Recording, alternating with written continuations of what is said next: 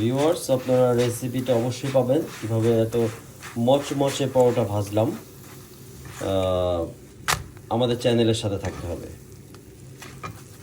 Opposite দিকে ব্লগের সাথে থাকবেন। অবশ্যই শেয়ার করব কীভাবে মচমচা পরোটা ভাজা যায়। আর রেসিপিটা অবশ্যই দিয়ে দিব আপনাদেরকে।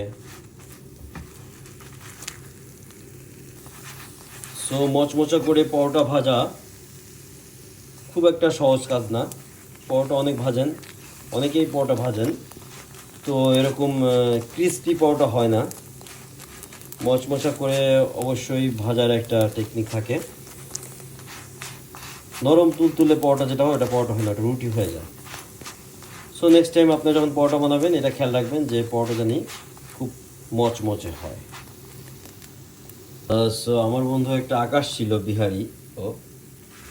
তো ও বলতো যে পরোটা খাবি, পরোটা খাবি তো মুরগি দিয়া খাবি, পরোটা কিসে ডিম দিয়া খাস, মুরগি লিবি, ডাল লিবি, ডিম ডেকে পরোটা খাবি।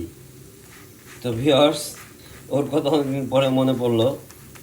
ওই ও বিহারি ক্যাম্পের পাশেই থাকতো, 11 নম্বর। তো ওখানে গেলে এইভাবেই বলতো।